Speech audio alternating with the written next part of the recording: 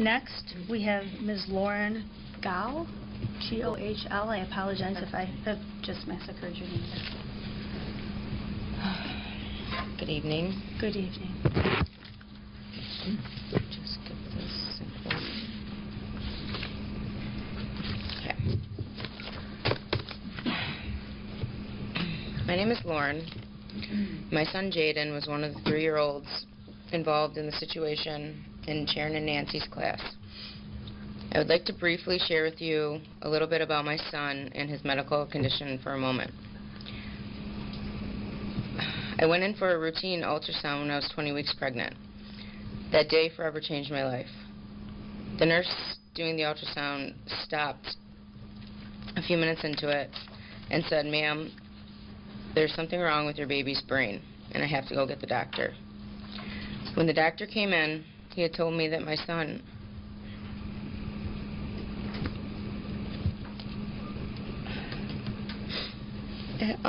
has a very serious brain abnormality. Things did not look promising from the ultrasound.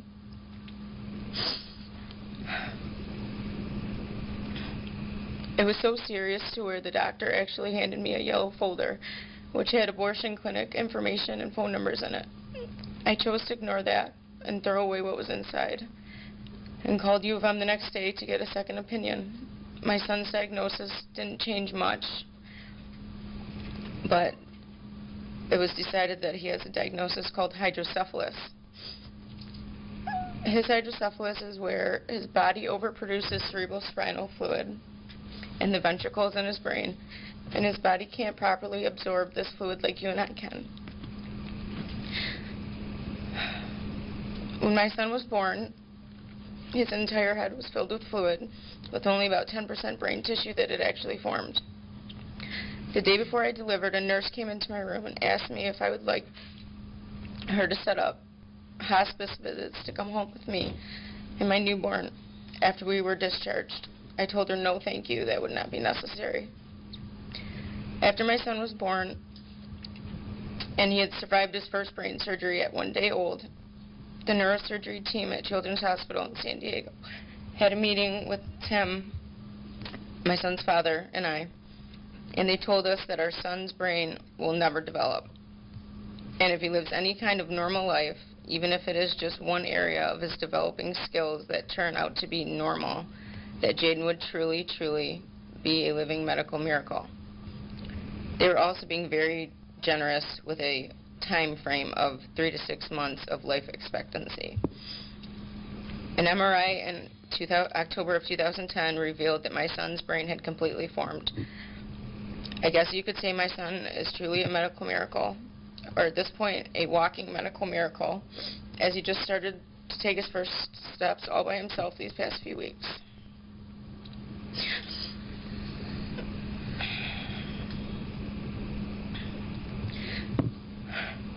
My son has a device surgically implanted into his brain called a ventricular peritoneal shunt.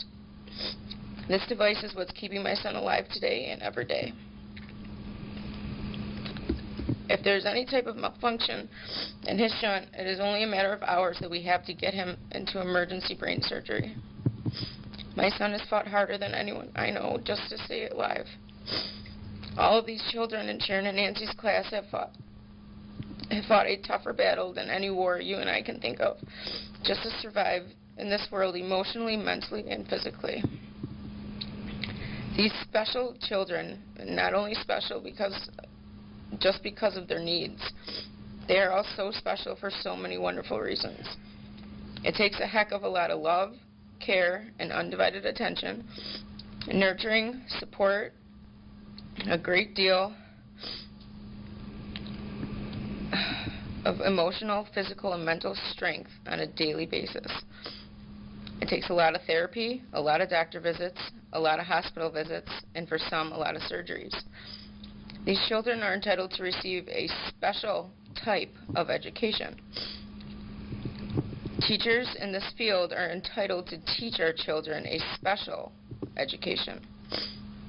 Why was this not the case at Webster Elementary in the MOCI special education program? As I just mentioned, some of these children endure a lot of surgeries as well, my son being one of them. My son has had a total of 7 brain surgeries. He just turned 4 this month. His little body has 16 scars from all of these surgeries, from his head down to his abdomen. Neither I, my son's father, or my son's neurosurgeon have any clue of how many more emergency brain surgeries he will have to go through in this life just to keep him alive. On March 5th, 2012, I sent my son to school. On that day, a social worker at Webster entered Sharon's class and saw with her own eyes Sharon grab my son by the top of his head and jerk it back quite aggressively. She also yelled at him, "You need to listen to me," very close to his face,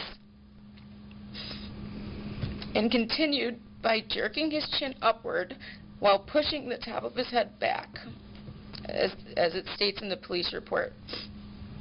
I was also told that she was shaking and twisting his head and neck and forcefully redirecting his face. Later I found out that my son was sitting in a chair with a tray in front of him playing with a toy.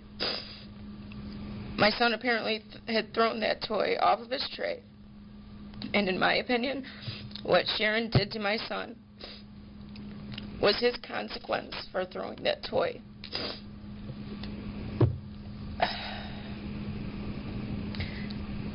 In an email I received from Randy the following day after the first meeting with him, it states that the teacher responded, or the teacher's response to what was witnessed. The teacher's response was, "She did touch his chin and held his face." Teacher said she put her hand on the back of the student's head to protect him. And she did speak with him directly, looking into his face, and does speak loudly. She states she was not aggressive. Also in the outlined report that Randy had given Tim and I at our second meeting, it also stated that, again, she did touch his face, chin, and redirected the student to look at the toys he had thrown. She makes eye contact and spoke to him directly.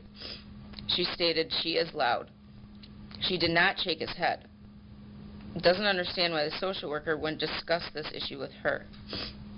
My son is medically at risk, as it states in his IEP. My son is also medically fragile. Any type of accident, injury, or even a bump or bruise to my son's head must be reported immediately to me or his doctor.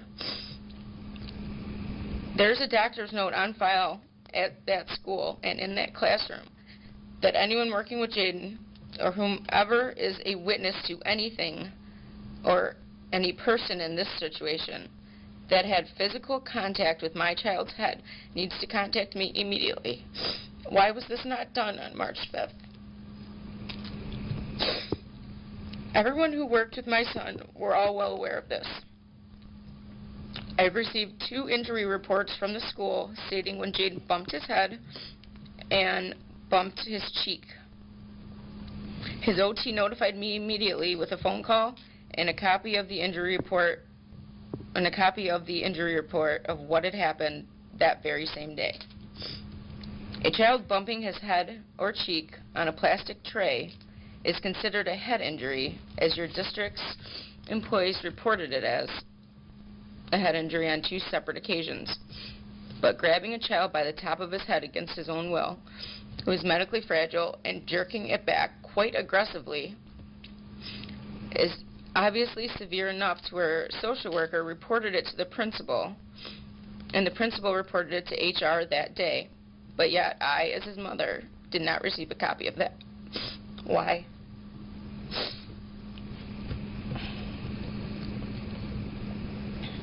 How is it that my son's medical instructions, written by his doctor and delivered by me to Webster, was ignored by the social worker, the principal, and the director of HR? Any head trauma at all could be life-threatening to my son. And I was never once called by the social worker, the principal, or the director of personnel who were all very well aware of what had happened. Everyone who knew what had happened to my son failed to call me that very same day, and they will be held accountable for their actions.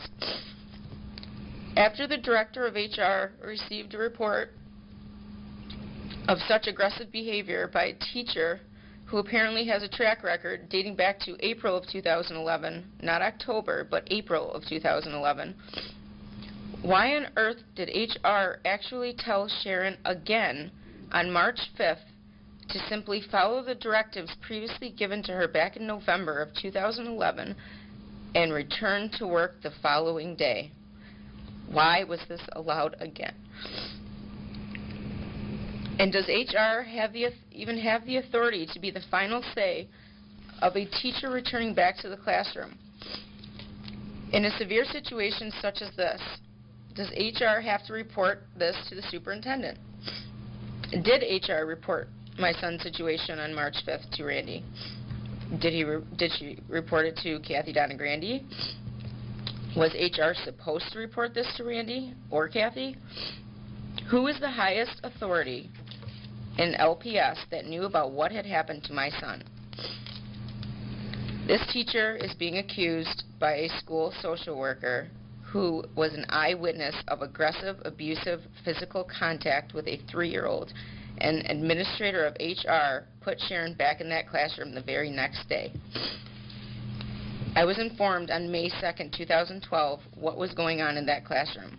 2 months later, Mark Schultz, the one and the only employee who provided answers, dates, detailed information, and support throughout these last few months. I bet none of us parents would have ever known what had happened to our children if it wasn't for him. Mark Schultz is truly the only person who has this far showed us parents respect during this. As another mother stated in her speech last week, Schultz is an asset to your district. She is right. And he is the only one who cared enough about my son and these other children to actually go visit the class. He didn't have to do that. He chose to do that. Myself and my son's father would personally like to acknowledge Mark Schultz and thank him so very much for getting in that school, investigating, calling the police, and removing Sharon and Nancy the following day. No words can express our gratitude. The last thing I want to say and request by all of you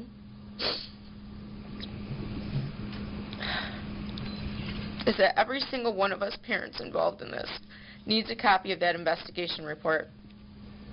Our children's names are in that report, and we are entitled to know what was everything that our children had to witness in that class. These are our children, and we are expecting from the board members to do whatever it takes to make sure that every single parent gets a copy of that investigation report right away. We should not have to go through Freedom of Information Act process and now to a judge just to try to get a copy of this report where our children are involved in. We have rights too, and our children's medical professionals and therapists need to know everything that went on in that classroom and what our children had to witness for 6.5 months. Being in an abusive environment, and not just physically, but mentally and emotionally for 6.5 months. We need to be able to provide the ones who work with our children as much information as we can so they can better direct the types of therapies and services that will be most beneficial for my son and all of these kids. Thank you in advance for your cooperation with this, and I appreciate your time this evening for listening to me. Thank you. Thank you for your comments, Ms. Hill.